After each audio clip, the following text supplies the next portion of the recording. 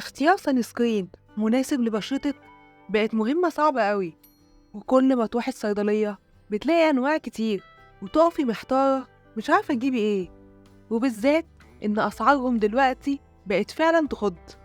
مجموعة ديرماكتيف أكتي سوليف عشان تحمي بشرتك من الشمس الرهيبة وأثرها اللي ممكن تسيبها على بشرتك. والمجموعة فيها 6 أنواع من السان سكرين علشان تقدري تختاري اللي يناسب احتياجات بشرتك: الفلويد العادي واللي بلون، الكريم العادي واللي بلون، والسبراي العادي وسبراي الأطفال. ايه الفرق بينهم؟ وازاي تعرفي مين فيهم المناسب لبشرتك؟ أول نوع هو الفلويد، وده مناسب للبشرة الدهنية والمختلطة، يعني مش هيسبب ليكي لمعة ولا هيقفل المسام. وفي منه كمان اللي بلون، اللي بيخليكي زي ما تكوني حاطة ميك اب خفيف وفي نفس الوقت عاملة حماية لبشرتك. تاني نوع هو الكريم، وده مناسب أكتر للبشرة الجافة والحساسة، وبرضه في منه اللي بلون.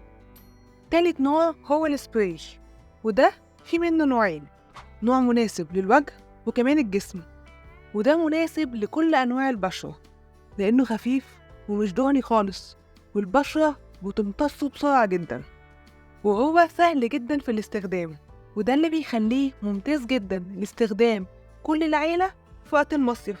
وتاني نوع بقى من السبراي مخصص لبشرة الأطفال من أول عمر 3 سنين.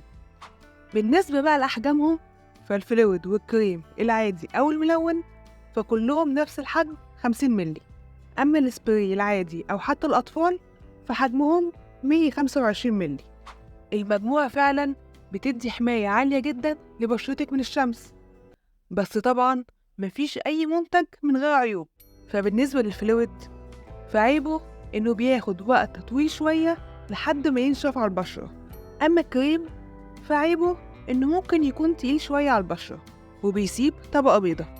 ودرجة الفلويد أو الكريم اللي بلون ممكن ما تكونش مناسبة قوي للون بشرتك. لو عايزة تعرفي أكتر عن باقي منتجات شركة ديرماكتيف فشوفي الفيديو ده عن ديرماكتيف رولون، وخليكي دايما فاكرة إنك مش محتاجة بشرة مثالية عشان تكوني جميلة.